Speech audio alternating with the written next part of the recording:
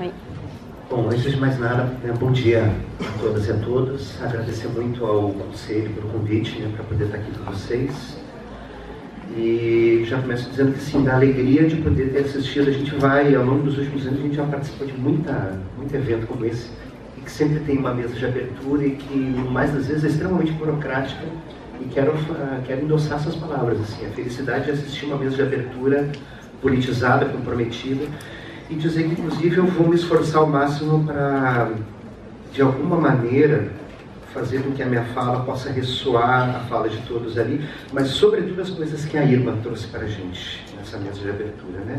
Quando ela vai falar um pouco resgatar um pouquinho dessa história da redução de danos, né? Eu estou...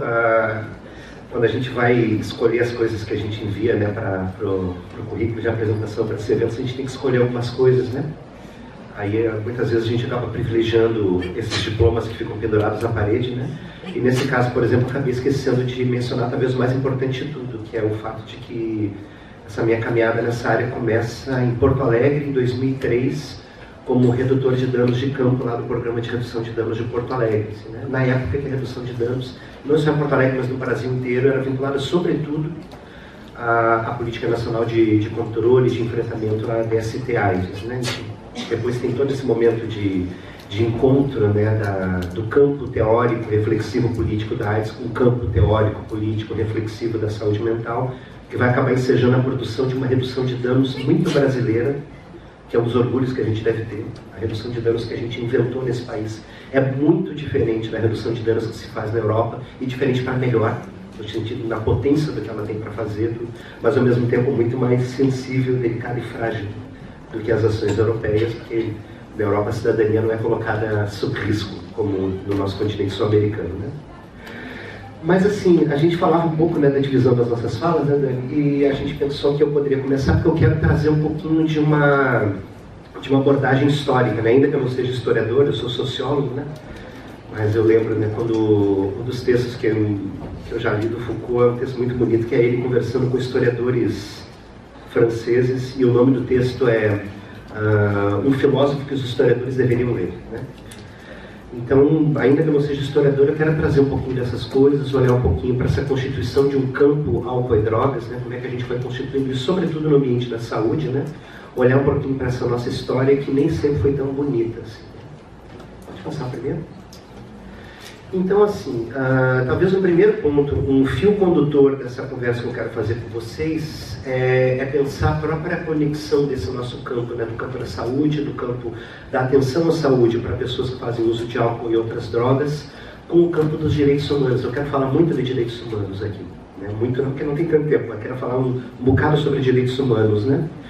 E esse termo tão desgastado, né, tão fragilizado, tão colocado, lá vem esse cara que vai defender bandido, né? Enfim, como está difícil para a gente, seja nos espaços das políticas públicas, seja nas conversas com família, a gente se apresentar como alguém que atua e que defende os direitos humanos. Às vezes a gente fica até quieto, porque a gente sabe que o tiroteio com a vida é tão grande que a gente não vai dar conta de segurar, né?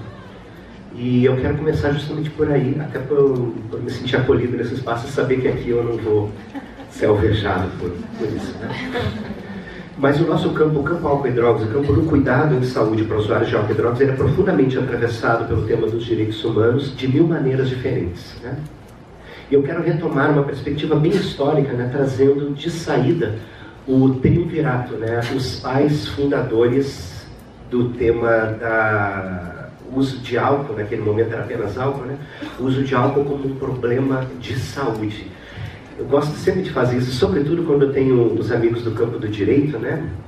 Galera progressista do campo do direito, que diz assim pra gente, o tema das drogas não deve ser um tema pro direito, deve ser um tema de saúde. Eu sempre digo, cara, calma lá. Nós da saúde também sabemos ser bem fascistas quando queremos, então calma lá. Não é o fato de ser saúde que quer dizer que é progressista.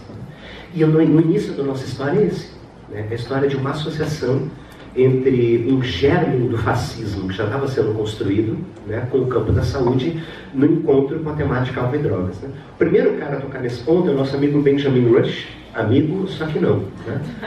Benjamin Rush, para quem não sabe, ele é o considerado patriarca da psiquiatria estadunidense, até hoje, né, o brasão da Associação Americana de Psiquiatria, tem a carinha do Benjamin Rush lá, né? Justamente nessa foto reflexiva, né? E o Benjamin Rush, lá em 1790, ele vai escrever um trabalho clássico, né? Tá ali o históricozinho dele, né? Líder político, foi um dos signatários da carta da primeira, né, Declaração de Independência americana, foi congressista, enfim. E ele era um cara que se dedicava muito ao estudo da problemática do uso de álcool. E lá pelas tantas, em um dos momentos, ele é um cara extremamente citado pelo nosso amigo, só que não, Ronaldo Laranjeira. Ronaldo Laranjeira sempre cita justamente essa frase, né? Beber começa como um ato de liberdade, caminha para o hábito e finalmente afunda na necessidade, né? O Benjamin Rush, ele só esqueceu de dizer que isso acontece com uma parcela muito pequena das pessoas que consomem álcool, né?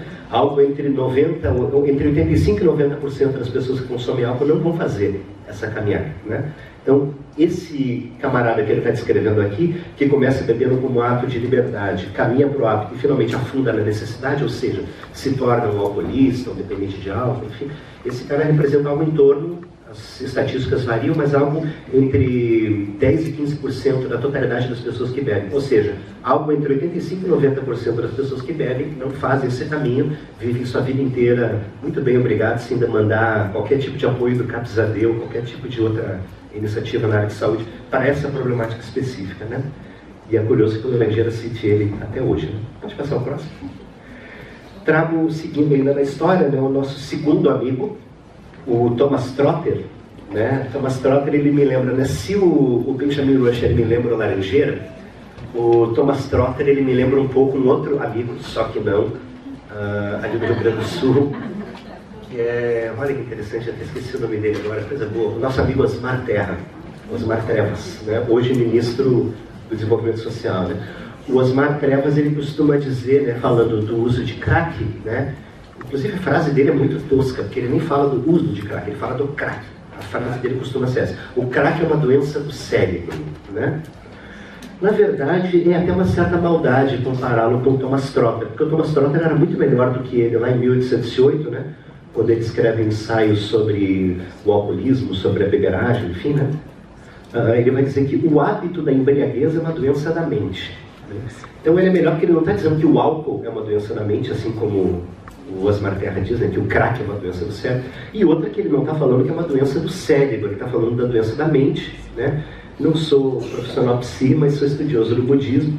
No budismo, acho que para ciências psi também, mente é mais do que cérebro, né? O cérebro é um pedacinho da mente, né? Enfim. Para o Osmar Terra, o crack é uma doença do cérebro. Enfim, há mais de 100 anos atrás, o nosso amigo Thomas Trotter, 200 anos atrás, né? Nosso amigo Thomas Trotter já estava muito mais avançado do que o neurologista e doutor em saúde coletiva Osmar Terra, né? Sim, ele foi formado na Fiocruz, enfim, parece que esqueceu tudo isso.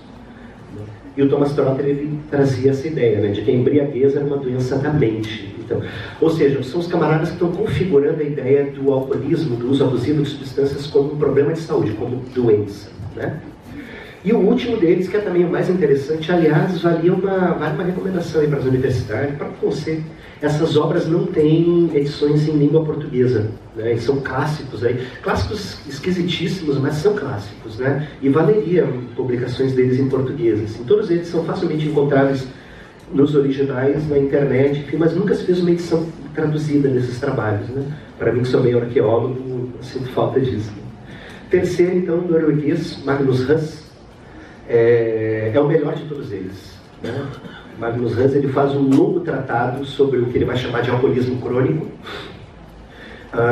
Ele era, de certa maneira, um fenomenologista, enfim, então ele vai fazer um longo tratado, uma longa descrição do que ele vai considerar na época como sintomas dessa doença, daquilo que ele vai chamar de uma doença do alcoolismo, uma descrição muito detalhada mesmo, interessantíssima a obra do camarada. E somente lá no final, na última ou penúltima página, é que ele vai dizer essa frase que eu pensei aí. Lá no finalzinho do livro, né? Enfim, depois de passar, enfim, acho que chega uma centena e tantas de páginas, depois de tudo isso, nessa longa descrição, ele vai dizer pra gente, né? A todo esse conjunto de sintomas, esse grupo de sintomas, eu desejo designar como alcoolismo crônico.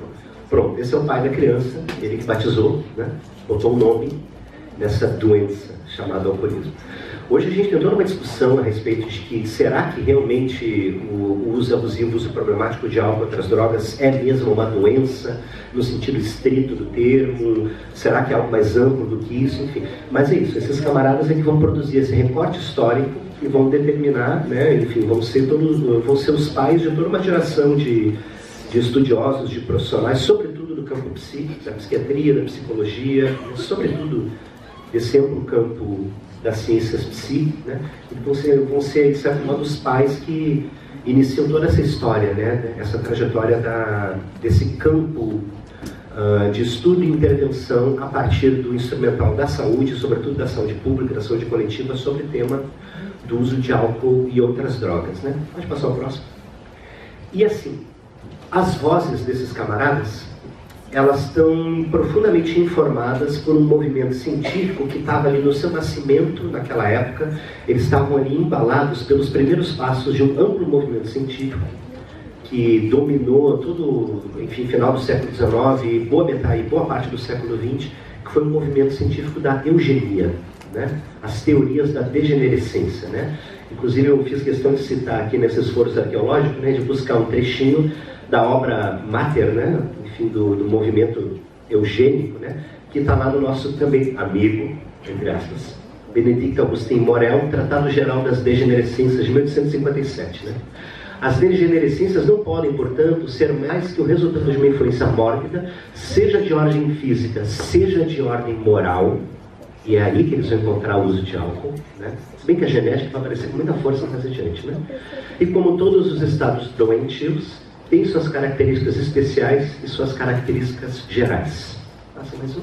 E aí eu trago aqui abaixo para a gente comparar, já fazendo a ponte com o Brasil e já avançando um pouquinho mais no tempo, um trechinho de uma outra obra clássica que também valia ser relançada. Essa obra, ela, enfim, não existe uma segunda edição dela, foi publicada em 1924 no Rio de Janeiro. É uma obra chamada Vícios Sociais Elegantes, de Pernambuco Filho e Adalto Botelho, dois psiquiatras importantes, basicamente os caras que criaram, de certo modo, o primeiro espaço de tratamento, espaço privado, né, de tratamento para usuários de álcool e outras drogas, sobretudo de outras drogas, porque o álcool já era tratado nos manicômios, né, antes disso, né, o uso de álcool, né, mas eles são os primeiros caras a criar uma clínica privada para tratamento, né, sobretudo dos filhos da burguesia paulista e carioca que, enfim, ingressavam na vida louca da época, né.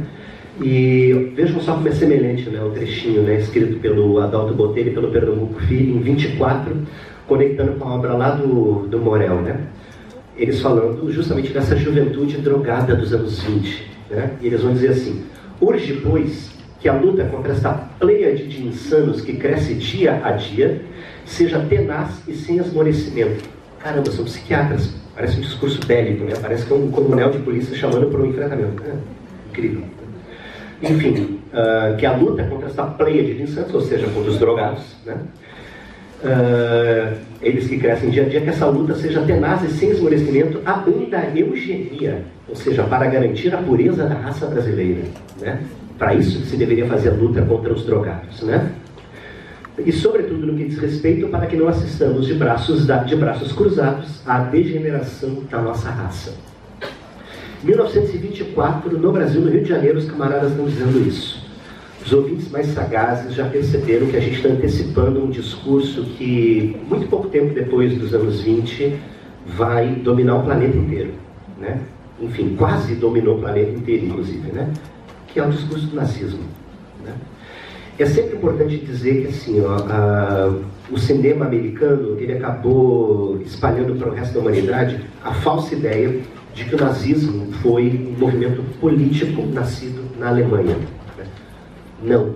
O nazismo foi um movimento científico que não nasceu na Alemanha, nasceu no mundo. Ele nasceu ao mesmo tempo em vários lugares desse planeta, né? Era um movimento científico, não era político. Ele se torna um movimento político na Alemanha, mas ele tem as suas bases muito anteriores, né? Então, quando eu dizia que olhar para a nossa história, para a história do campo álcool e drogas, é olhar para uma história muito feia, é isso. Nós, historicamente, nós que hoje nos sentimos parte dessa história, de quem se dedica a pensar, a refletir, a estudar, a ter ações concretas, né, com relação ao cuidado em saúde de usuários de álcool e outras drogas, essa é a nossa história. Historicamente, nós, como pessoas que participam desse campo, Historicamente, os nossos antepassados ajudaram a construir o nazismo. A gente precisa ter isso muito claro, até para não cometer os mesmos erros, né? O velho recado que os historiadores dão, né? Vamos avançar um pouquinho, eu sei que tem pouco tempo, daria para falar um monte de mais coisas, mas quero trazer mais coisas, né? Bom, enfim, se esse era o modo de pensar o uso de álcool e outras drogas, né, informado por um fascismo nascente, por uma ciência fascista, né, se esse era o modo de pensar o cuidado em saúde para usuários de álcool e outras drogas, como é que ficavam as políticas públicas informadas por esse tipo de perspectiva científica, né? No contexto político sanitário informado por tais ideias, as políticas públicas dirigidas a pessoas que usam álcool e outras drogas adquiriam contornos higienistas e eugênicos, é óbvio, né? Como, por exemplo, como é que isso se materializava na prática cotidiana. Vejam como a gente acaba reencontrando a história, né? Quase 100 anos depois, né? Quais eram as abordagens? Um campanhismo preventivista que confundia o discurso preventivo com o discurso de guerra, né? Crack nem pensar, não é de hoje, né? Não é de hoje, né? Esterilização em massa, sim, as pessoas vistas como alcoolistas crônicos eram esterilizadas, né? Internação em manicômios, sobretudo para o uso do álcool, e encarceramento em presídios para os usuários de outras drogas. Pode passar. E assim, como eu me debrucei muito sobre esses escritos históricos, a gente encontra muita coisa absolutamente pavorosa na produção científica da época, e na produção científica a gente não encontra nada diferente, nada alternativo. Onde é que a gente vai encontrar as coisas alternativas? Na melhor escritora desse país, dizendo pra gente como é que um alcoolista era tratado num hospício do Rio de Janeiro em 1919. É indescritível o que se sofre ali, assentado naquela espécie de solitária, pouco mais larga que a largura de um homem, cercado de ferro por todos os lados, com uma vigia gradeada, por onde se enxergam as caras curiosas dos transeuntes a procurarem descobrir quem é o doido que vai ali. Isso valia não só para o alcoolista, valia para os doidos, de um modo geral, né? A carriola pesadona arfa, que nem uma nau antiga no calçamento. Sobe, desce, toma para aqui, toma para ali.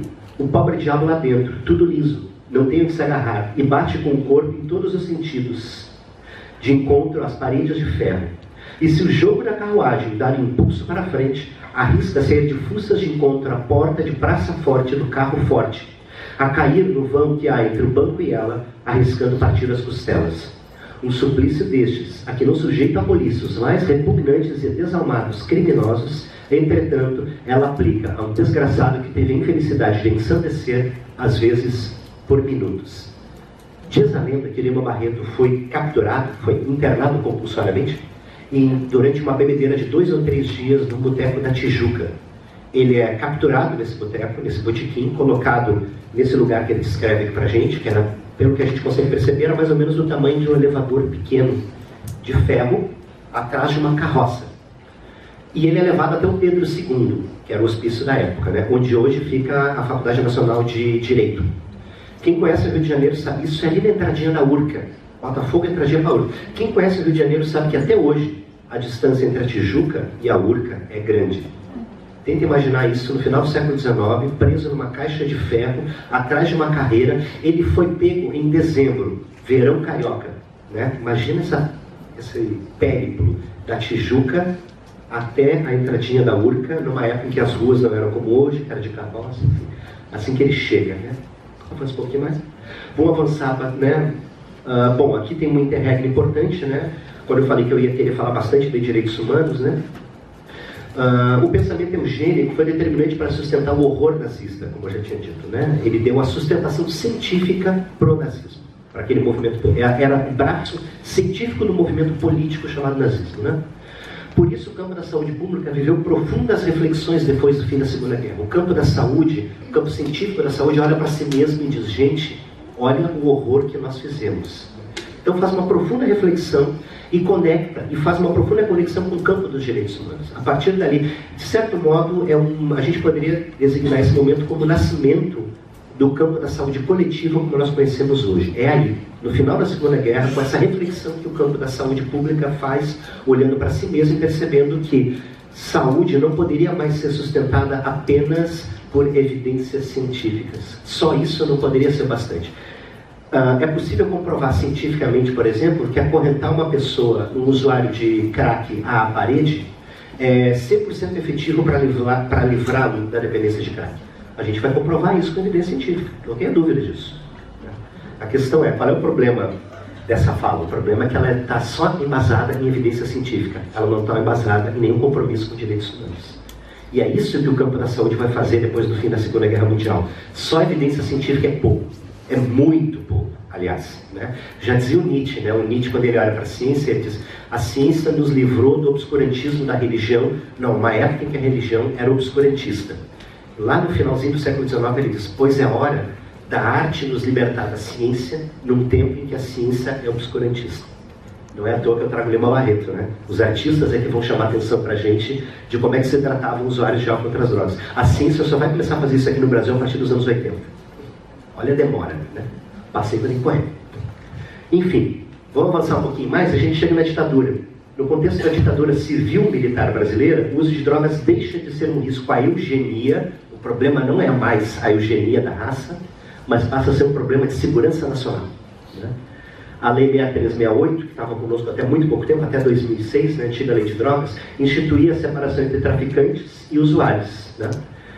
Pela primeira vez na história, na verdade, isso acontecia, né? A separação entre traficante e usuário. Bezerra da Silva tem uma música maravilhosa que ele fala disso, e a maioria das pessoas não sabe que ele está falando disso.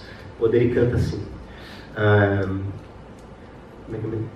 é que o 281 foi afastado, é isso? É que o 281 foi afastado, o 16 e o 12 no lugar ficou. 16 e 12. 16 era o código da Lei 6368, que designava o crime de uso de drogas, e o artigo 12 designava o crime de tráfico de drogas, né? E o Bezerra dizia que isso foi feito só porque os filhos da burguesia estavam começando a usar maconha, então era preciso separá-los dos pobres, que eram considerados os traficantes. Para o Bezerra, e o Bezerra da Silva dizia isso. Essa lei todo mundo acha que é progressista, não é. Né? Na verdade é só para continuar punindo o pobre e liberando o rico. Né? É isso, para o usuário branco universitário de classe média, o hospício, ou a clínica privada. Né? Inclusive tem um filme maravilhoso, muitos aqui já devem ter visto, até porque tem uma cena emblemática que se passa aqui em Florianópolis, que é um documentário sobre a turnê dos Doces Bárbaros dos anos 70, né? E quando eles passam aqui para Florianópolis, o Gilberto tinha preso por porte de maconha e ele é condenado a tratamento, né? Justamente por essa lei, né? Por essa lei, como ele era usuário, ele é condenado a tratamento. A turnê teve que ser cancelada por alguns meses porque o Gil foi internado compulsoriamente, enfim. Não é de hoje, né? E o traficante era sempre o negro, pobre, sem escolaridade, né? Para ele era o presídio. Passei. E de novo, né, conectando com a arte, né, como é sempre a arte que vai poder dizer para a gente como é que as pessoas, né, é sempre a arte que está produzindo historicamente esse discurso de oposição, de denúncia, né? Se lá atrás foi Lima Barreto, quem vai contar para a gente como é que se tratava o usuário de drogas durante a ditadura militar é o nosso saudoso amigo Astralgésero Carrano Bueno, né? Carrano, né? Que ficou famoso no rostinho do Rodrigo. Aliás, essa foto ele está muito parecido com o Rodrigo Santoro mesmo, né? O Rodrigo Santoro viveu o Carrano no filme que todos conhecem, né? Bicho de Sete Cabeças, né? Eu peguei esse trechinho do livro, né? Do Campo dos Malditos, né? Os dias passando, mais de 90 dias, não sei, naquele exemplo de instituição psiquiátrica, o Sanatório Bom Retiro, o melhor do Paraná ou do Brasil, aos cuidados do catedrático, professor em universidades na área de psiquiatria, o senhor doutor Alô Guimarães, o melhor psiquiatra do Paraná ou do Brasil, deixou-me escorregando nos cantos, querendo esconder-me dentro do cimento, com medo de pessoas estranhas, na porta de onde não se volta, um crônico. Assim os novatos me chamavam. Estava no ponto. Minha família desesperada com minha situação atual. Pressão em cima do competente psiquiatra. Prometia melhoras. Os dias passavam. Eu engoiava. Assim os novatos continuavam a me chamar. Prometia melhoras do Todo-Poderoso, mas não convencia. Exigiriam minha alta. Contra a sua recomendação, por escrito, e o Todo-Poderoso a concedeu. Então é isso. Quem viu o filme sabe como é que se tratava um usuário de drogas no Brasil durante a ditadura militar. Né? Uma política de drogas, uma política de cuidado em saúde para usuários de drogas, inspirada pela ideia do uso de drogas como problema de segurança nacional, só poderia tratar o usuário de droga desse modo. Né? Pode passar? E aí a gente chega finalmente à civilização, digamos assim. Né? Eu não vou me dedicar muito a isso, né? Vocês conhecem bem o paradigma da redução de danos, né? Só queria lembrar muito rapidamente que ele não é uma invenção do campo da saúde mental, ele é uma invenção muito recente, ele tem alguns nascimentos, né? Ele nasce como terapia de substituição lá na Inglaterra nos anos 20, Depois ele tem um segundo nascimento na Holanda, como política de troca de seringas, produzida com a participação efetiva dos próprios usuários de drogas de Amsterdã, de uma associação de usuários de drogas que, no encontro com autoridades sanitárias, produzem essa ideia da troca de seringas. Enfim, é como troca de seringa e como parte de uma estratégia mundial de enfrentamento à epidemia de AIDS, que a redução de danos vai se espalhar por todo o planeta. Desse modo que ela chega no Brasil, em 1989, na cidade de Santos, como parte da resposta santista à epidemia de AIDS, né? E apenas a partir dos primeiros anos do século XXI, iníciozinho dos anos 2000, é que a gente vai ter esse feliz encontro no sentido espinosista do termo, né? Esse feliz encontro entre o campo político reflexivo da AIDS e o campo político reflexivo da reforma psiquiátrica brasileira, né? O que acontecia, né? Quer dizer, o campo da reforma psiquiátrica apavorado com um discurso de oposição à reforma psiquiátrica que se sustentava justamente na problemática do uso de crack. Né? Eu lembro justamente do próprio Osmar Terra, de novo ele, lá no Rio Grande do Sul. Eu lembro dele numa semana da luta antimanicomial, ele dizendo o seguinte: não, a reforma psiquiátrica gaúcha é perfeita, né? Como se jura, né? Claro que não. O único problema é o crack. Né? Então é isso, os opositores da reforma psiquiátrica brasileira tomaram o tema crack, o tema drogas como seu cavalo de batalha, e o campo dos defensores da reforma psiquiátrica brasileira perceberam que antes tarde do que nunca era preciso encarar o tema do cuidado em saúde para usuários de álcool e outras drogas. Só que não possuía nenhum paradigma para isso. Né? E o que vai permitir a produção de um paradigma para produzir um discurso, não só um discurso, mas inclusive práticas de cuidado, para orientar as práticas de cuidado no campo da saúde mental, nos CAPS AD sobretudo, mas não só, é justamente a redução de danos que emerge lá no campo da AIDS. Então esse encontro é um encontro muito potente. Né? Por que eu falo de encontro no sentido espinosista? E vou terminando a minha fala, tá? O Spinoza, ele dizia que os encontros permitem uma grade para observar a vida, a política, enfim. E ele observava a existência de dois tipos de encontro. Né? Ele falava que existiam os maus encontros, que diminuem a potência das partes que se encontraram. Né? Então as pessoas se encontram e elas vêm diminuindo a sua energia vital, sua potência. Isso vale para tudo, isso vale para os encontros de amizade, para os amores, né? Isso vale também para os encontros de ideias. Existem ideias que no encontro roubam potência umas das outras. Né? E isso é o que o Spinoza chamava de maus encontros. E os maus encontros, eles produzem as paixões tristes. E o Spinoza dizia que a tristeza é o pior dos sentimentos, é a pior das emoções humanas. Nada é mais terrível do que a tristeza, né? Por Spinoza. Por outro lado, ele também percebia a existência de bons encontros. Os bons encontros são o oposto. As partes que se encontram, elas veem a sua potência de vida aumentar. E aí, o que é potência para Spinoza? Potência é a capacidade de intervir no mundo, de mudar o mundo. Isso é potência para Spinoza. Né? Então, quando a gente tem um bom encontro amoroso, quando a gente encontra uma paixão alegre, aquilo que Spinoza chamava de paixão alegre, tanto você quanto o seu companheiro ou companheira vê a sua potência de vida aumentar, você fica mais vitalizado, você trabalha melhor, você milita melhor, tudo fica melhor. Isso vale para os encontros amorosos, para os encontros de amizade e para os encontros de ideias também. Elas aumentam a potência de ambas as partes. Esse encontro entre reformas sanitárias, entre o campo da AIDS, com a ideia da redução de danos, da troca de seringas, né? Por isso que eu falei que eu ia conectar de algum modo a minha fala com a da Irma, né?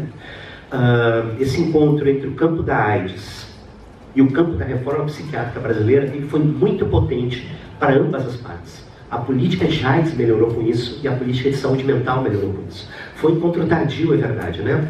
No meu doutorado entrevistei muita gente que viveu a experiência de Santos, entrevistei o Lancete, o Fábio Mesquita, tudo, e eles não percebiam na época que aquela loucura que o Fábio Mesquita estava iniciando com a troca de seringas para usuários de cocaína injetável, que aquilo mais tarde se tornaria um paradigma para o campo da saúde mental. Eles não se davam conta daquilo, né? Então foi um encontro tardio, mas antes tarde do que nunca, né? Não importa que tenha sido tardio, o que importa é que aconteceu e foi muito forte. E eu acho que esses encontros entre ideias, e nesses tempos bicudos que foram tão denunciados aqui nessa mesa de abertura, os encontros de amizade, de solidariedade entre nós, que olhamos para tudo isso que está acontecendo apavorados, né? Eu acho que esses encontros solidários, talvez a política da amizade nunca tenha sido tão importante para todos nós. A gente precisa cultivar essa política da amizade, esquecer de uma vez por todas a vaidade das pequenas verdades. Eu sou mais do que você, eu conheço mais isso. E assim, se aproximar enquanto parceiros solidários para a construção de um mundo melhor. Assim. Investir nesses bons encontros, né? É importantíssimo, antes tarde do que nunca. Era isso que eu tinha para partilhar e vamos ver o que as parceiras têm para dizer. Valeu! Obrigada, Luiz. Teremos a oportunidade de seguir conversando depois no debate. Passo a palavra para a Daniela Schneider. Bom dia, boa tarde. Já estamos na transição. É sempre bom dia, a gente não almoçou ainda, né? Queria agradecer, né, esse convite do Conselho, aí, uma parceria aí comigo, com a UFSC, né? Então a gente tem sempre feito algumas coisas junto. Dizer a minha felicidade de estar aqui na mesa com o Denis, né, grande parceiro, com a Ana também. E com vocês, né, tem algumas caras conhecidas aí, algumas pessoas muito legais. Eu vou até ficar ali porque eu quero dar uma olhada na minha apresentação e aqui eu estou de costas, até peço desculpas aí para você, vou ficar aqui um pouquinho no canto. Tudo certo aí? Então, muito legal, né, essa introdução histórica que o Denis traz, porque de certa forma prepara o terreno aí do que eu vou falar, que eu vou falar um pouco das contradições, então dos avanços e dos retrocessos na política de saúde mental e no campo das políticas sobre drogas. Tá? E então ele de certa forma me preparou tudo para a gente entender o que é a contemporaneidade. Então pode passar a primeira. E eu vou fazer uma coisa que eu não costumo falar muito, mas eu vou falar. Hoje eu vou falar de números, que eles dizem muitas coisas, eles falam muito, as tal das evidências, né? Mas, na verdade, eles não dizem tudo, tá? Então, pode passar. Os números que eu vou trazer para vocês, ficar aqui na frente, sair desse púlpito aqui, ninguém é pastor. Então, tem uma coluna ali no meio, até peço desculpas. Aqui então a gente tem a expansão da rede de serviços públicos de CAPS entre 89 e 2006. E aí eu queria que a gente refletisse sobre essa ascensão para a gente pensar 1992, a primeira portaria ministerial que cria esses serviços, ainda com lei Paulo Delgado sendo discutida, sem isso ser uma lei formalizada, com todas as contradições que foi da luta antimanicomial e da tentativa de constituir a reforma psiquiátrica. Nós tínhamos 23 centros de atenção psicossocial no país, ou seja, centros que estavam que é crucial, né?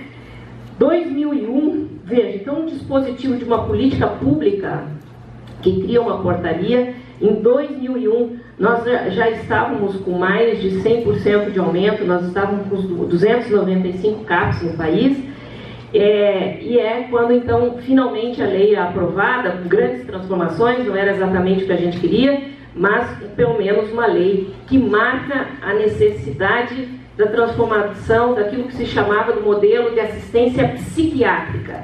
E mudar, só mudar esse nome, né, e a gente já mostra o que era o centralismo deste modelo. Tá? Pode passar a próxima. Eu coloquei aquele, porque aquele mostrava lá o início, lá, né? Mas aqui, veja, nós temos uma sequência até 2015.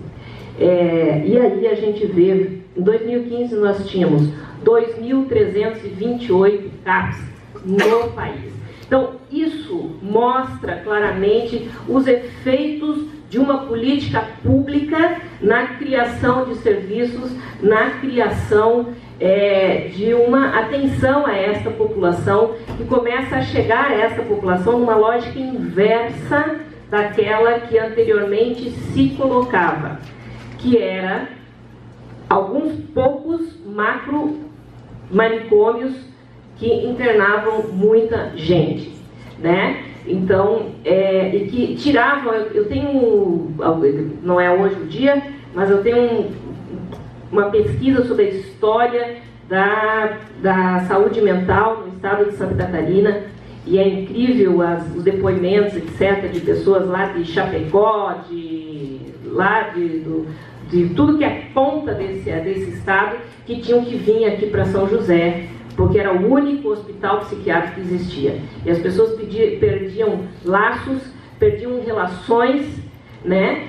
E estão até hoje, né, no hospital psiquiátrico, que virou a sua casa. Então, porque não perderam seus vínculos? As pessoas, quando voltam para suas cidades, elas não reconhecem, não acham sua rua, sua casa, não acham nada, porque não existe mais, né? Então, esse é um impacto fundamental, né?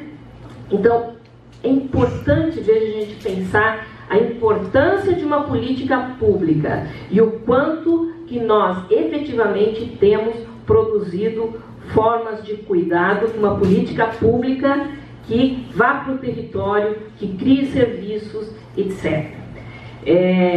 Isso aqui é muito legal de pensar, porque bem, o meu número do meu CRV é 336. Então, assim, o Silvio já foi, não sei, já foi, né? Está por aí. Então, assim, ele foi meu professor, né? Mas eu já fui professora de muita gente que está aqui, então eu já estou em crise também. Né? Quando eu disse 336, eu estava ali vendo todos aqueles números, eu falei, meu Deus do céu! Ah, olha aí, ó, é o número do... Pô, que coincidência, viu? Eu já nasci feita para ser antimanicomial. Muito bem. Então, vejam só, na época que a gente estava iniciando a luta antimanicomial, aqueles que se opunham a esta transformação diziam: vocês estão tirando a condição de cuidado dessas pessoas, essas pessoas vão ficar desassistidas. Era esse o discurso que passava para os próprios usuários, o discurso que passava para as famílias destes usuários, né, que fizeram movimentos contra a reforma, porque seus filhos iam ter que ficar em casa, iam ficar desassistidos. Isso aqui mostra exatamente o inverso. O que é criar uma política territorial, o que é ir para os lugares, né? Pode passar o próximo, por favor? Isso aqui é um mapa, então, de 2006 a 2015, que mostram o quanto a criação dos CAPs, o quanto que ele vai... Vejam o que era antes, e isso aqui é 2006, então já estávamos em plena política de transformação social, né? E o que é 2015, né? Realmente os vazios são nos nossos grandes desafios, que é a Amazônia, Mato Grosso, né? Que bem, agora estão até entregando o nosso ouro, né? Que está ali guardadinho, deve ser naquele vazio ali, porque ali estava cheio de ouro, então ninguém chegava ali. Agora vai vir cheio de estrangeiro, mas tudo certo.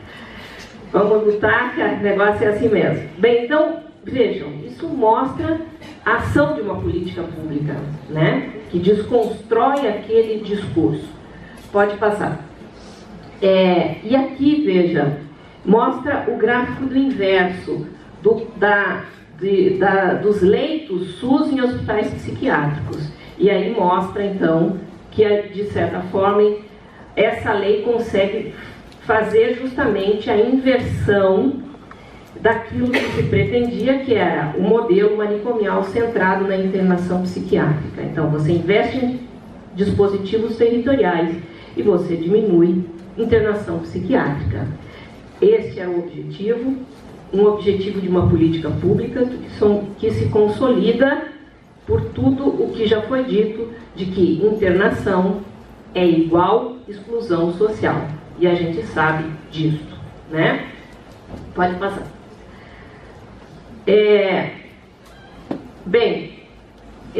Aqui eu vou começar agora a entrar numa outra discussão.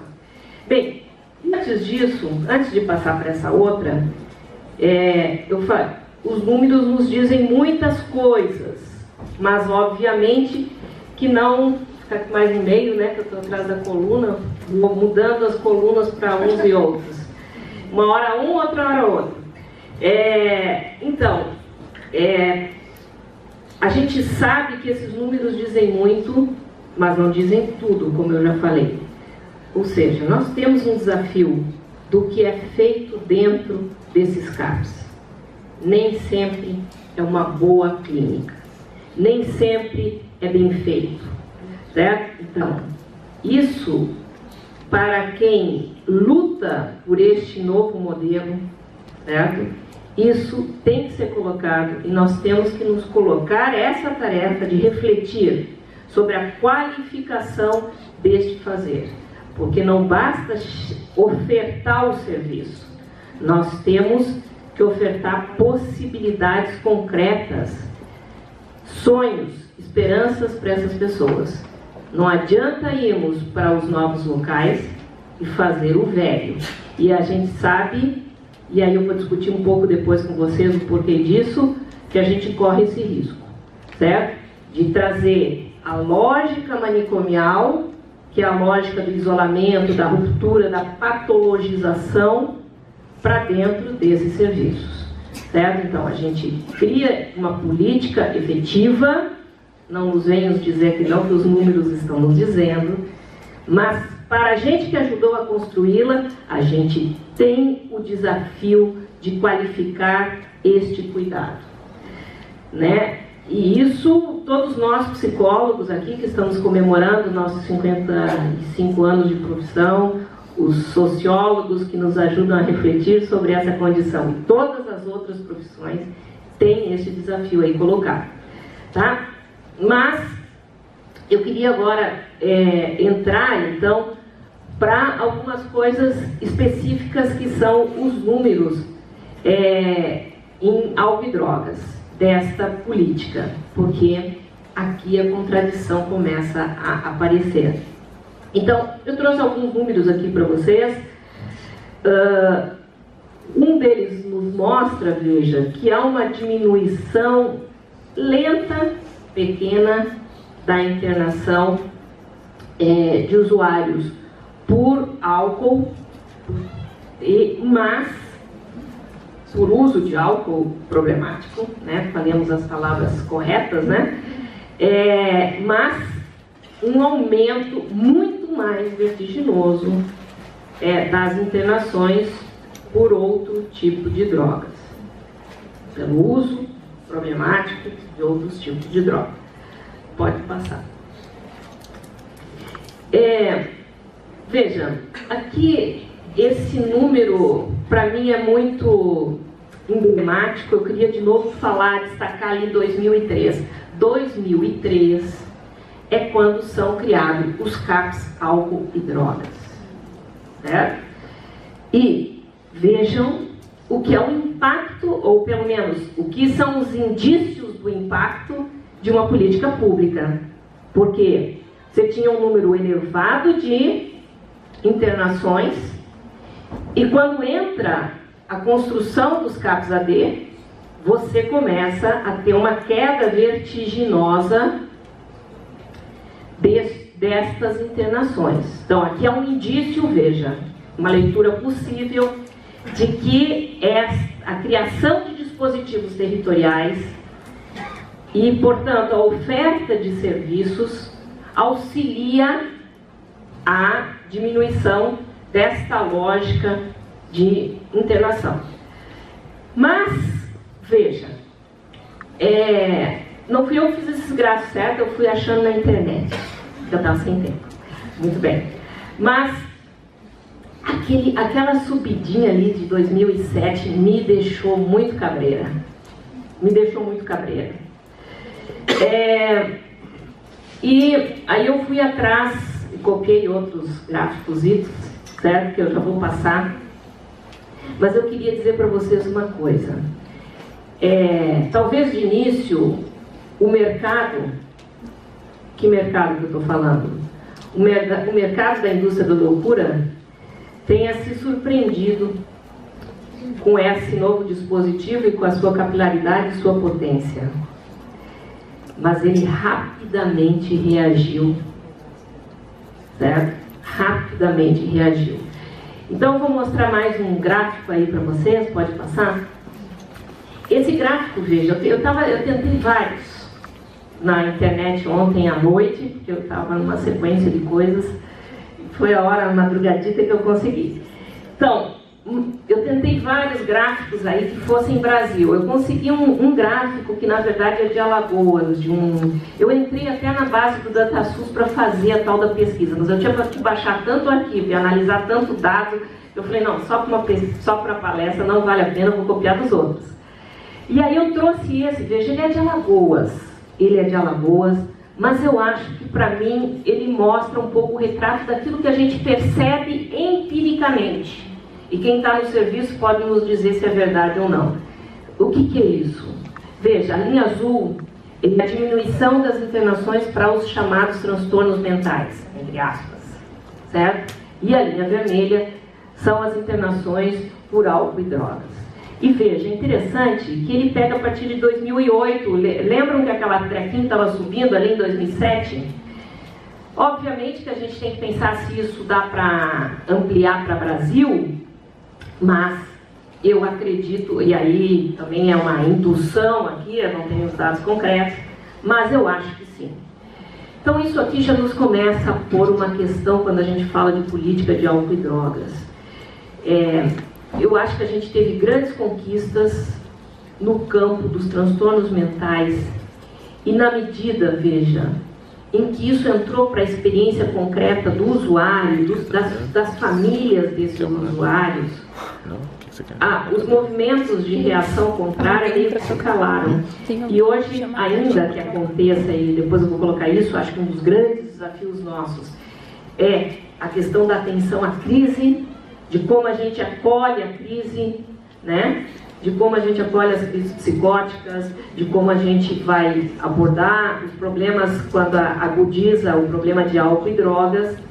E nós somos muito frágeis nisso ainda na política, né? Mas de certa forma, nos chamados transtornos mentais, a gente conseguiu ter uma resposta e ter algo que passasse para a experiência concreta desses usuários, dessas famílias, que deixam de espernear e dizer, não, tem que internar, tem que internar, tem que internar. Hoje, ir para um CAPS é uma alternativa aceita e incorporada pelos usuários e familiares que entendem que este é um lugar, a não ser que ele só vai realmente quando a crise está instalada e sabe que é por aquele momento pontual. Então, acho que a gente consegue mudar uma coisa que é uma racionalidade.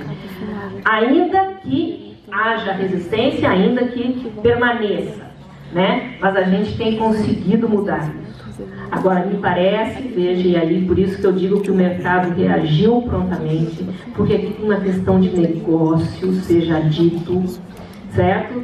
Aqui a gente está falando de AIH, né?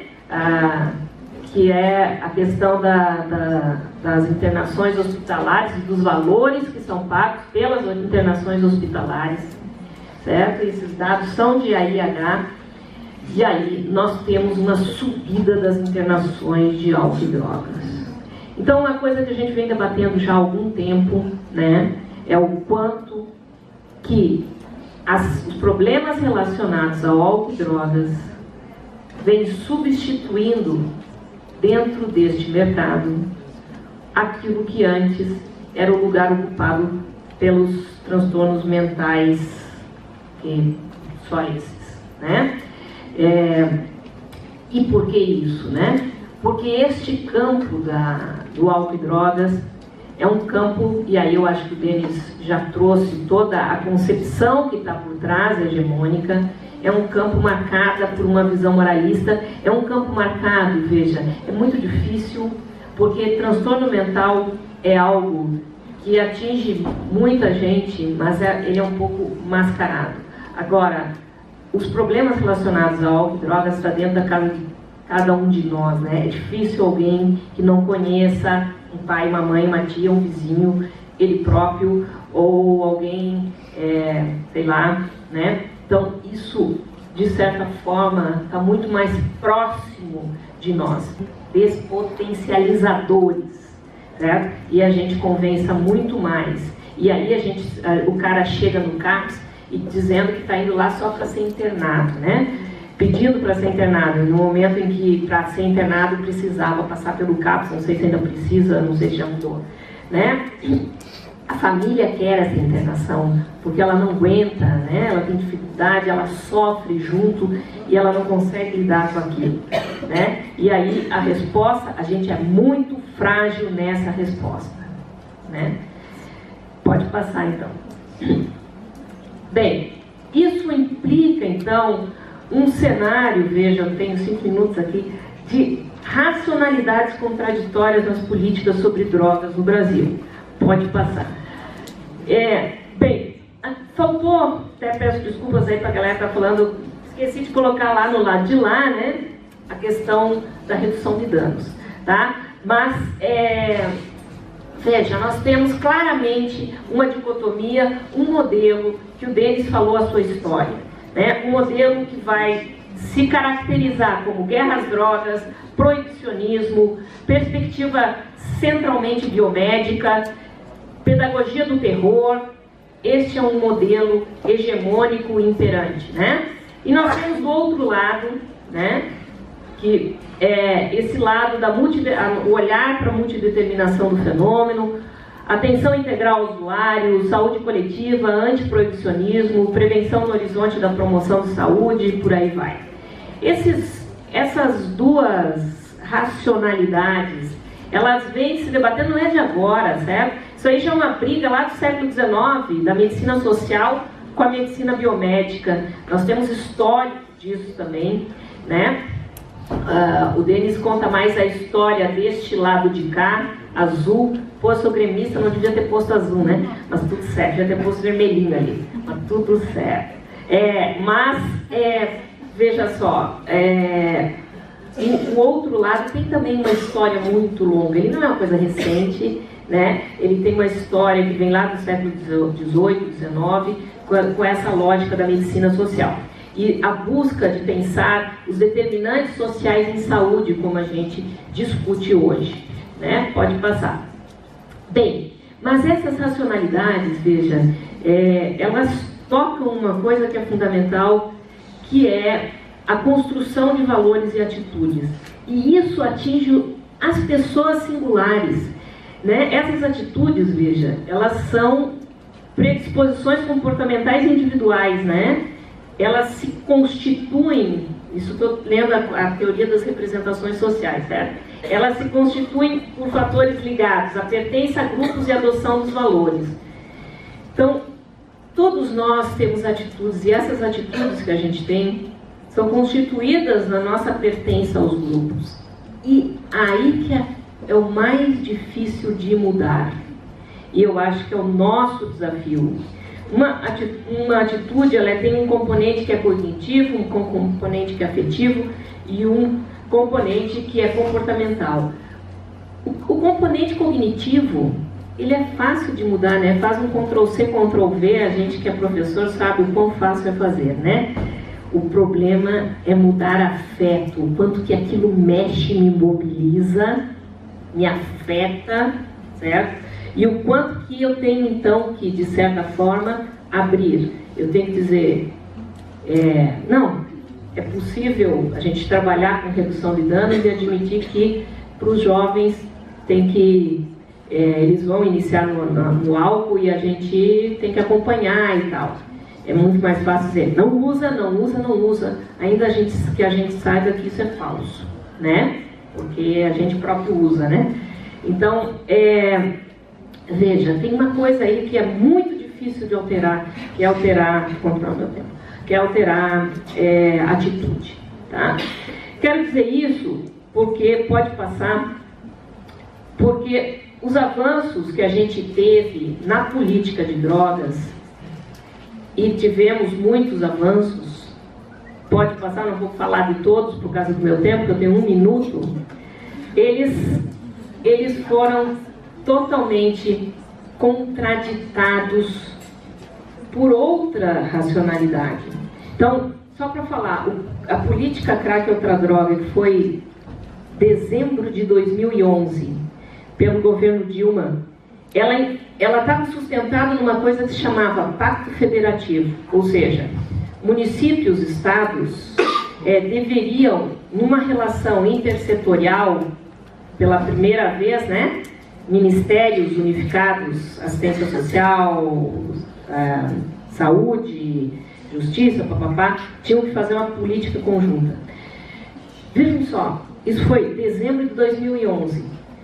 Dia 13 de janeiro de 2012, esta notícia maravilhosa: Polícia Militar faz operação contra o tráfico na região da Cracolândia, em São Paulo.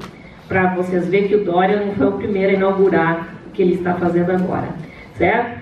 E aí entra com toda a violência e o Pacto Federativo vai para o beleléu. Então aqui nós começamos a pensar o quanto que os interesses políticos, movidos por racionalidades contraditórias, de certa forma intervêm na política e na consolidação das políticas públicas, ainda que a gente tenha dados que nos mostrem a importância daquilo que vem sendo feito por uma outra política. Mas não são esses números, nem aquilo que a gente oferta para a população que dá a resposta. Então agora vou passar rápido para concluir, né? Só vamos um pouquinho mais leve. Obviamente que programa de internação, higienização, eugenia, certo? Pode passar. Agora, outra coisa, veja, é o programa de braços abertos, né? Porque faz uma escuta da população, que é a pesquisa da Fiocruz, e os moradores de rua nos dizem: o que vocês querem? E aí eles dizem: nós queremos um lugar para tomar banho, nós queremos um lugar para dormir, nós queremos um lugar para trabalhar. Certo? E aí você faz um programa que vai acolher esta demanda, que é a deles, e que com isso você produz inclusão social, né? E que tem a aceitação da população paulistana, quando foi feito isso, de 60%. Que olha que convencer paulista não é fácil não, é até mais difícil do mundo. Mas isso rapidamente é desmontado, pode passar. Né? Para nós chegarmos hoje, então, nesse cartaz tão extasiante, né, com o Dória ali, onde ele diz assim, ó: ação integrada da Prefeitura e do Governo de São Paulo. Antes o espaço era tomado, a Cracolândia, né? E agora o espaço é reconquistado, parece a reconquista lá dos católicos lá, expulsando os árabes. E aí, ó, usuários que desejarem serão tratados. Óbvio, eu acho que é meu celular que está ligado, que beleza. Super educado. Pessoas em situação de rua serão acolhidas, traficantes serão indiciados. Né? E logo depois, veja, um promotor diz: Cracolândia paulistana só mudou de lugar. Né? E aí, qual é o interesse? Né? O que é essa região da luz? O que é o valor que isso pode ganhar no imobiliário por você estar no coração antigo de São Paulo? Vocês não pensem que é diferente, não. Onde está o Instituto Arco-Íris, que é um prédio da UFSC, é um dos espaços de maior disputa em Florianópolis, para a tal da famosa revitalização do centro de Florianópolis. A Irma sabe disso porque está sofrendo na pele, certo? Então, assim, o que está em jogo aí, que visão de cidade? Quem ocupa essa cidade, quem tem direito a esta cidade? Isso é o que está no fundo dessa discussão toda, né? Então, só para concluir, para onde vamos indo, né? A temeridade da política de drogas na era Temer, né? A gente retrocedeu 20 anos em um ano e meio.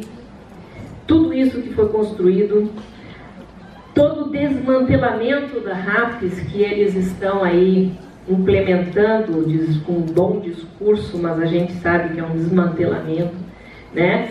A volta da força da guerra às drogas, que a gente tinha de certa forma desconstruído aí, e toda essa lógica da higienização, da internação compulsória, com os papéis da certeza aí, e da criminalização do usuário, né? Que acontecendo a toda força, ou seja, para qual abismo estamos indo, né? Porque se já está mostrado que isso é um abismo, nós estamos voltando para ele. Pode passar. Para fechar, então, desculpa que eu já avancei, desafio para nós número 1, qualificar a clínica. Gente, ou a gente faz bem feito, e isso mexe com a experiência dessas pessoas, e essas pessoas veem que ali tem sentido. e que elas não precisam ser internadas porque elas vão ter um cuidado de qualidade, ou nós vamos estar ajudando a reforçar a lógica e que é melhor afastar e ficar longe. Então, acho que isso é um desafio para nós, né? É um desafio para nós a gente investir em alternativas para enfrentar as crises e urgências, que é o nosso pronto frágil, onde o modelo da internação psiquiátrica se sustenta, porque nós somos mal nessa resposta. Nós não sabemos dar boa resposta, e a política pública, ela investiu em muitos CAPs, mas investiu pouco em CAPs 3, os municípios investiram um pouco, porque são CAPs mais caros, que tem mais pessoal, que precisa de mais verba e tudo mais, né? E uma coisa que é muito importante, veja, que a gente tenha não tido tempo, mudar valores e atitudes implica formação, porque quem está dentro do CAPs, fazendo muitas vezes, tem muita clínica boa sendo feita dentro do CAPs também, vamos dizer isso, tem muita coisa boa sendo feita, mas também tem má clínica sendo feita nos CAPs. E isso é responsabilidade nossa também, que formamos profissionais. Como que a gente está formando esse pessoal?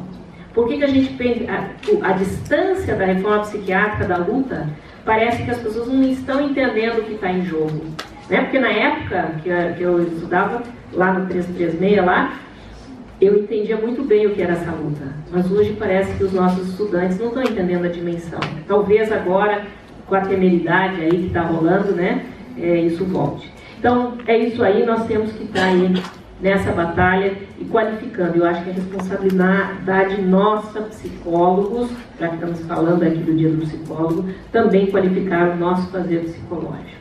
Tá bom? Obrigada.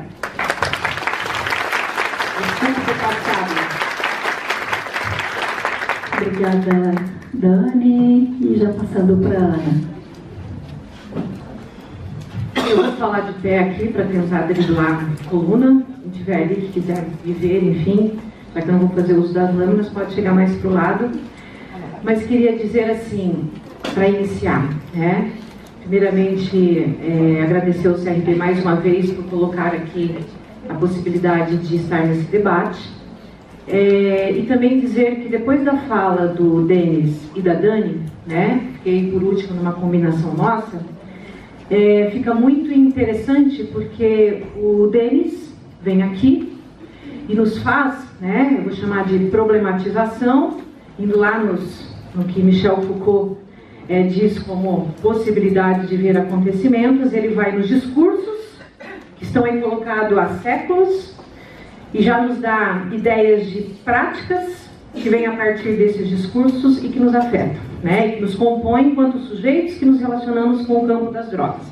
Eu acho que ele tem muito conteúdo no que ele fala. Imagina se ele fosse mais fundo, como ele disse, nas possibilidades de, por exemplo, nos aproximarmos daquelas dobrinhas do fascismo e como ele se instala por aí.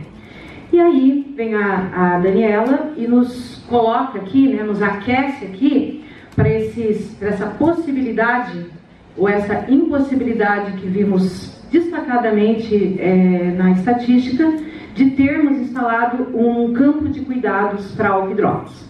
Então, assim, fica muito mais fácil para mim a partir disso. Eu vou optei por não fazer aqui essa apresentação com base nos slides, porque eu vou seguir um outro caminho aqui a partir do que eu apresentei. Eu vim aqui para falar sobre políticas públicas sobre álcool e drogas, que o CRP me convidou, e para falar mais especificamente sobre algumas impressões que eu tenho quando leciono no campo da formação, direcionando aí o trabalho de formação dos alunos para uma ética do cuidado. E acho que isso também serve para pensar quem já está no campo, enfim. Vou tentar me ater a minha fala aqui uns 20 minutos, porque eu estou curiosa pelo que a gente pode conversar a partir disso. A formação de psicólogos hoje para o campo das políticas públicas, especificamente no campo da saúde, nos leva sempre a pensar que a tarefa de nós psicólogos que trabalhamos no campo da formação pensarmos uma articulação entre a linha da reforma psiquiátrica, primeiro, a linha da reforma sanitária e a linha da reforma psiquiátrica. Eu venho trabalhando nesse sentido, escrevendo sobre, são duas linhas que a gente tem que conhecer no campo da formação. eu coloco a psiquiátrica em segundo, porque, como disse Paulo Amarante, ele vai estudar por que a reforma psiquiátrica não veio na reforma sanitária na Constituição. É muito interessante, não podia, não dava ainda para naquele país se falar sobre atendimento ao lobo, né? Eu acho interessante pensar. Então, assim, o trabalho meu com os alunos passa por aí, e de chegar nos momentos atuais dessas duas reformas, daí eu acho que quem já se formou há bastante tempo pensa aí no que teve de formação sobre essas duas linhas. O ponto de chegada dessas duas linhas, se a gente olhasse aí para os últimos 10 anos, que eu acho que os gráficos que a Daniela apresentou me ajudam muito, a gente chegou na possibilidade, pelo menos no plano da lei, de pontos de atenção psicossocial em saúde. A gente nem fala mais em níveis, perceberam? A gente fala em pontos, porque a ideia é rede por detrás disso. Estão colocados no plano da lei, nem sempre no campo da instalação de serviços, como também já ficou claro na fala dos que me antecederam aqui. A partir daí, a gente começou a pensar nesse ponto de chegada das duas linhas, na possibilidade de uma atenção psicossocial, eu vou chamar aqui, né, ao sofrimento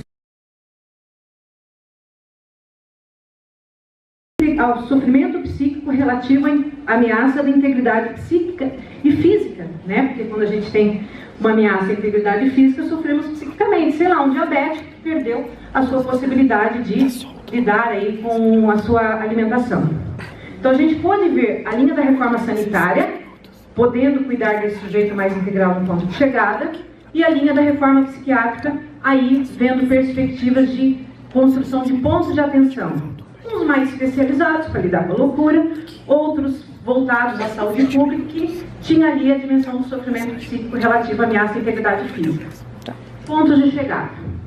Bastante interessante, eu acho que é um desafio mostrar isso para os alunos. Esses pontos de chegada se articulando.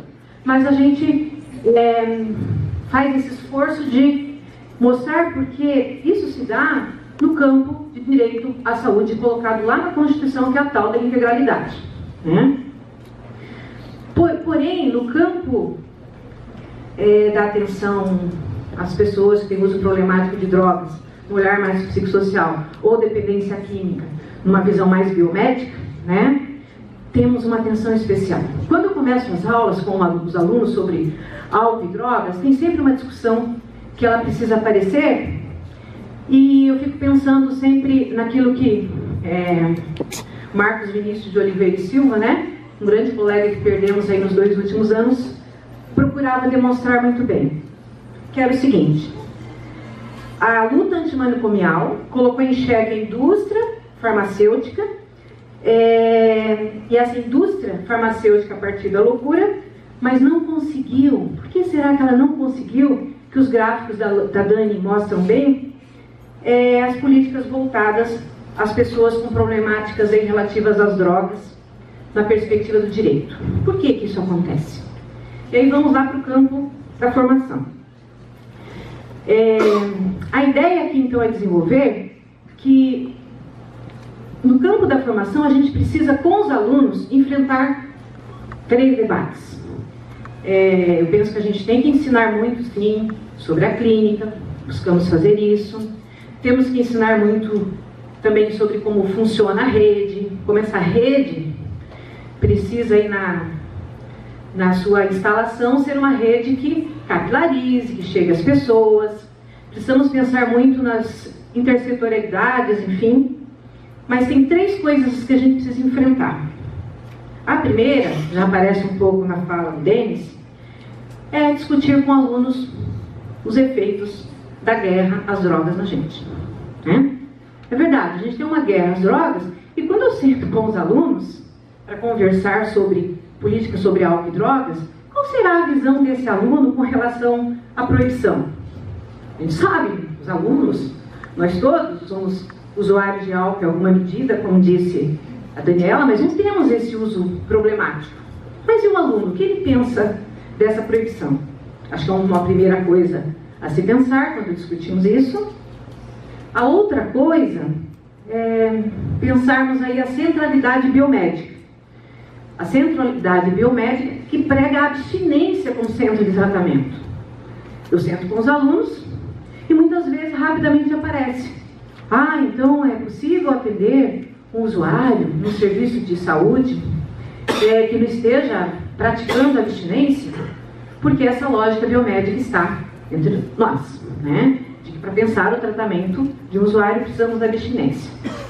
E por último, pensar que esta rede, também mostrada aqui, ela não se sustenta por conta das decorrências dessas duas dimensões anteriores. Então, vou falar um pouquinho de cada uma e fica muito tranquilo de falar, como eu disse antes, a partir da contribuição da Daniela e do Denis. Com relação ao problema da criminalização conferida pela guerra contra as drogas, que foca na segurança pública, se colocar na contramão de uma rede de cuidados. Como eu iniciei falando, eu vou lá em Foucault de novo, para lembrar uma coisa importante, né? Que ele deixa bem claro.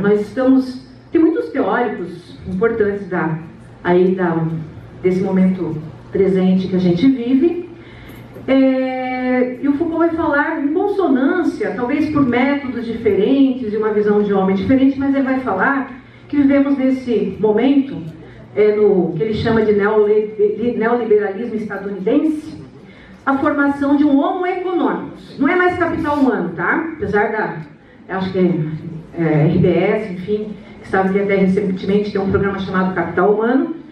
Já Foucault vai mostrar que com a prática econômica que se vislumbrava nesse lado do Ocidente, se buscava a conformação de um homo econômicos. Um homo econômicos, inclusive biologicamente, ele deveria buscar essa condição e, desse modo, ele precisava, com isso, conseguir alcançar grandes lugares de produção. Porém, esses grandes lugares de produção não caberia para todo mundo. Talvez para muitos, em algum momento, para não tantos em outro, e precisava ter alguma regulação de quem entraria. Junto disso, práticas proibicionistas de drogas seria um bom caminho, porque daí o homo econômicos não se perderia nessa potencialização do seu corpo para a produção. E sendo assim, a guerra contra as drogas foi passando cada vez mais a não ser apenas uma prevenção para que o homo econômicos não se perdesse, mas também uma divisão. Passou a ser uma prática divisória. Então, quando começamos a discutir com os alunos um pouco da perspectiva da atenção a álcool e drogas, é importante pensar o que pensamos sobre guerra às drogas, proibição, abstinência como direção. Então, Foucault vai dizer que existe um grande mercado, e esse mercado é um mercado que instala um dispositivo de divisão entre homens, aqueles que podem, aqueles que não podem, e deixar-se entrar a quantidade de homens que podem, na medida em que o mercado queira e aquele homem esteja pronto enquanto homo econômico para esse lugar. Então a gente precisa pensar isso quando a gente vai para um CAPS dele. Né? Talvez o nosso olhar para o usuário, às vezes mostre isso. Eu sentei na universidade e acho que esse debate precisaria acontecer mais. Né? Ele deve perceber, a gente é psicólogo, a gente sabe o que é vínculo. A gente sabe que o louco é aquele que primeiro percebe quando a gente está alienado. Acho que isso é uma coisa interessante de pensarmos. Né? Então, a primeira coisa a se problematizar. Né? Falei para problematizar muitas coisas. Rosimeire Aparecida, né, uma grande amiga também, que foi recentemente, há pouco nos falava, há um ano esteve aqui e nos falou, fala dela. O usuário de crack talvez seja aquele resto, talvez não seja ainda, né, da impossibilidade do homos econômicos, que talvez esteja aí se craqueando a fim de fazer alguma posse do seu corpo. Porque momentos e momentos da sua história, talvez essa noção de vínculo não rolou. Não aconteceu, não foi possível, e ele está se adonando do seu corpo daquele modo que está. Então são sensibilidades que a gente precisa criar aí no campo da formação. Não é fácil, eu tenho alunos aqui, a gente sabe que a gente discute isso, mas acho que a gente precisaria aprofundar isso muito mais. Uma segunda dimensão, que ela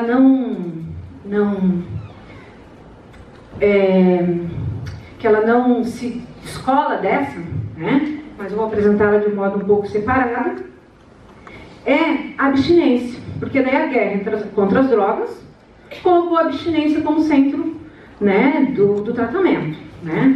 O Ben está aqui, né, um pensador do campo da redução de danos. Depois pode colocar isso mais de perto no debate, como isso está nos termos práticos. Mas vamos lá. Abstinência. A proibição coloca abstinência, indústria farmacêutica, química, a venda de uma química nova, sei lá, os medicamentos que fazem diminuir fissura e todos os efeitos aí do uso problemático de drogas. E o sujeito, né? A gente discute isso com os alunos, a gente precisa olhar esse sujeito, aquele sujeito lá que a reforma psiquiátrica, Basaglia nos disse, colocar o diagnóstico, a doença entre parênteses e ver a pessoa, né? Eu não sei o quanto a gente consegue fazer isso, às vezes com louco mesmo, né? É difícil, mas me parece que a gente conseguiu mais, tivemos maior sensibilidade para o louco, vamos dizer, né? Pessoa com sofrimento psíquico severo e persistente, olhando para o termo técnico, mas por conta da guerra das drogas, nossa quantidade de consumo estadunidense, vamos dizer assim, né? Sendo bem direta nesse momento, talvez fique mais uma vez difícil de colocar a droga entre parênteses. E aí, né, a indústria farmacêutica vem e a gente hoje consegue olhar para as drogas como química. Eu desafio a gente fazer uma busca sobre imagens que fala sobre dependência química ou uso problemático de drogas. Poucas delas, o Denis está dizendo que já fez algo. A gente olhará um sujeito aqui vestido, a gente olhará um cérebro. Isso são mensagens para nós todos. Então, a ideia aí da abstinência, ela é algo que a gente precisa prestar atenção. Porque senão iremos para um CAPS, na linha do que a Dani falou, a construção de uma clínica também não acontece, né? Essa clínica do cuidado. Ora, gente, fenômeno psicológico. Fenômeno psicológico é este corpo sendo significado ao longo da minha vida. Quem significou? É o externo, não está aqui, né? Então, a clínica do cuidado necessariamente deverá envolver o outro, né? Deverá envolver as relações e tudo mais. Epistemologia, o fenômeno psicológico, não acontece sem o externo. E aí a gente poderia falar muitas coisas. Dentro dessa abstinência como centro, os CAPs que não trabalham, não afirmam, né, pelo menos em tese, os projetos de CAPs, em tese, não devem ter abstinência como centro, né? Recentemente, uns alunos, numa visita técnica na unidade de aprendizagem, tiveram a oportunidade de ir num CAPS e sentar num CAPS, em Palhoça, imagino que aqui em Florianópolis seja muito semelhante também, e ao acolhimento das pessoas ao longo daquela semana, isso há uns 2 anos atrás, eu não sei como está o projeto agora, porque a gente sabe que eles podem ter dificuldades, mas os usuários guia contavam como foi a semana, não a semana. O que fez naquela semana, o que encontrou na última semana, as dificuldades que teve. Não assim, você usou droga ou não usou droga. Ou se você usou droga, não era droga o centro da atenção que acontecia naquela acolhida, né? Então, mas pensem como deve ser difícil para os CAPs quando eu desafio a pensar se nessa estatística que a Daniela mostrou, se na medida em que os CAPs, né, diminui ali na tabela dela, as comunidades terapêuticas não acabam ocupando vários espaços, né? Vários espaços porque elas pregam destacadamente a lógica da abstinência. Então, eis uma segunda dimensão para prestarmos atenção depois da guerra contra as drogas, né? A gente precisa ver os efeitos da guerra contra as drogas e pensarmos, ela está perdida, né? O Barroso, do Supremo, ministro do Supremo Tribunal Federal, recentemente destaca isso, ainda que o Ronaldo Laranjeira queira continuar com ela, né? E aí, seguindo nessa linha, tem mais 5 minutos que a Jaira ia colocar ou já colocou? 6, tá? Eu vou para uma terceira e última vertente para a gente poder aqui fazer o debate, porque eu estou mudando aqui um pouco o rumo da minha prosa, o curso da minha fala, que é as consequências.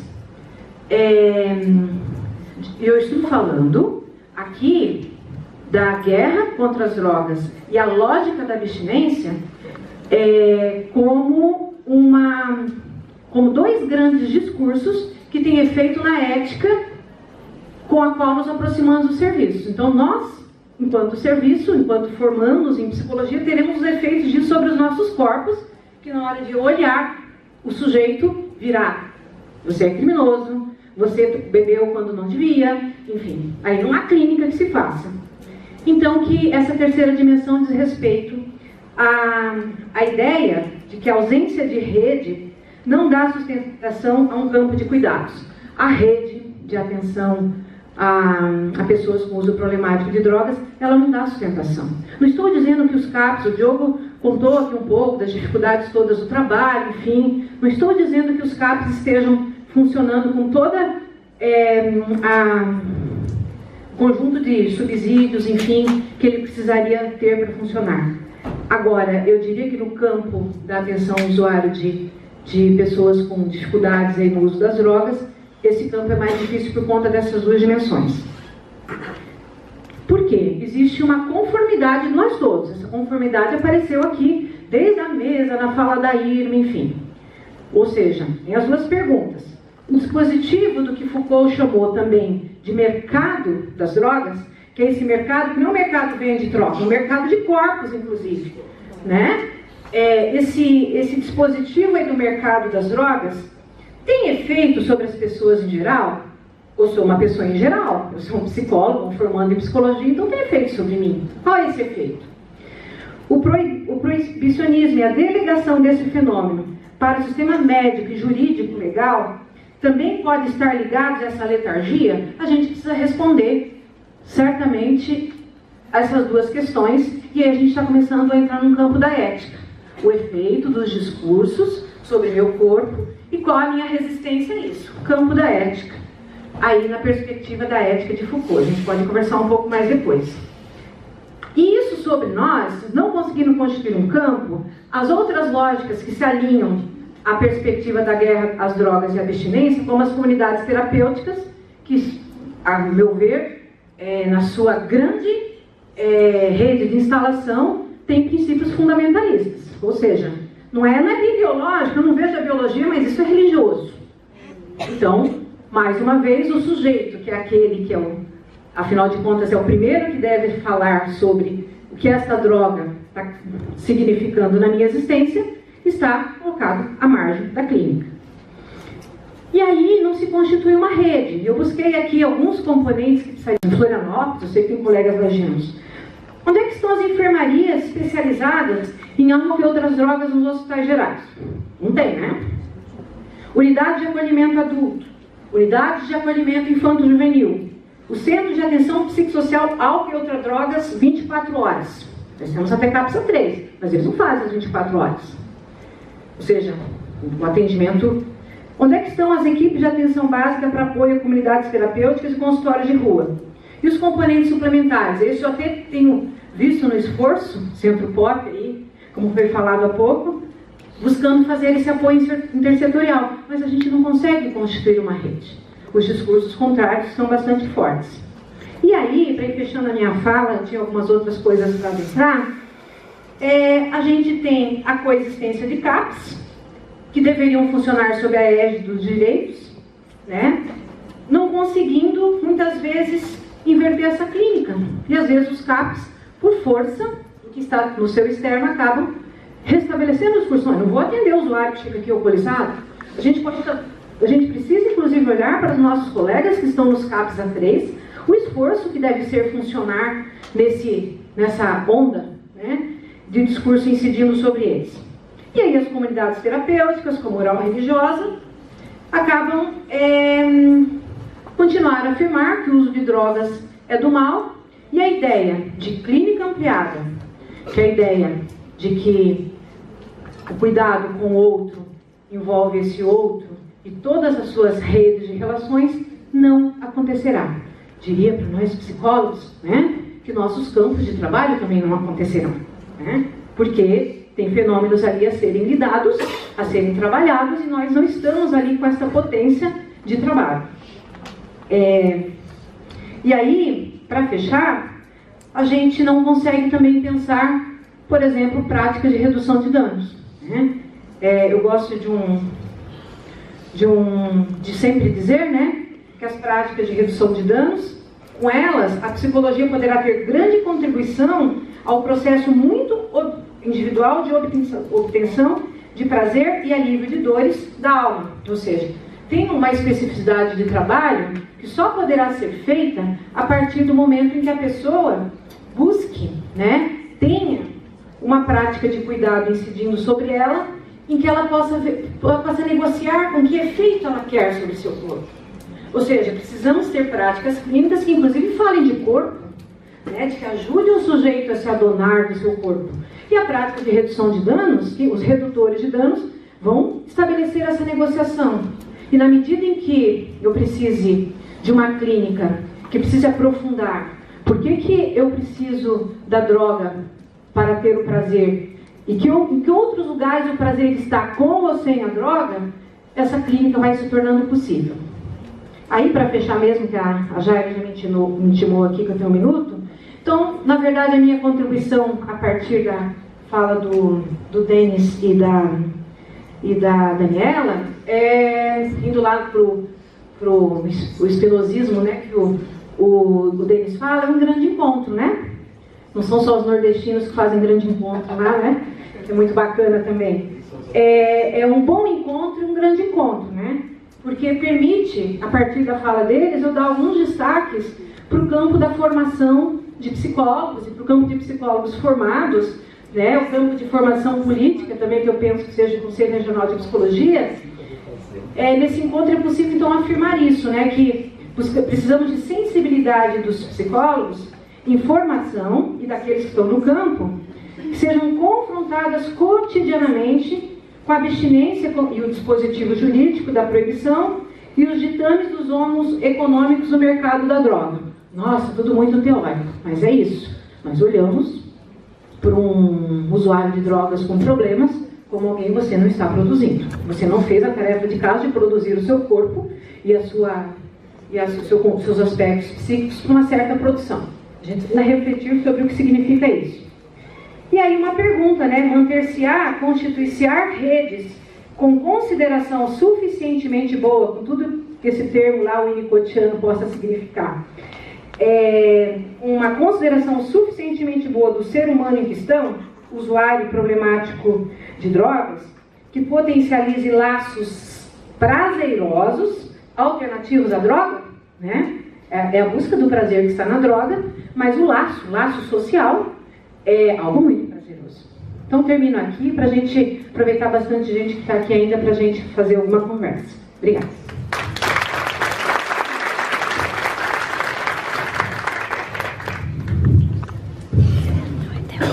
Obrigada, Ana.